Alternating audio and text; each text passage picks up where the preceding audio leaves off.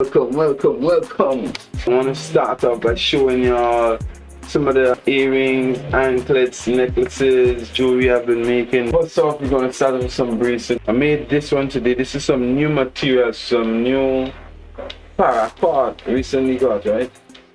Paracord bracelet. Check out the thickness. Check out the thickness. And this is how you open it. You open it like so. Open and close it like so. We do some plain black ones.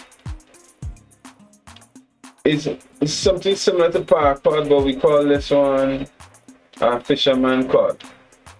Plain black. You know, Grenada colors, man. Grenada colors with a little black. You know, this one you can wear it on two sides, but definitely look best on this side.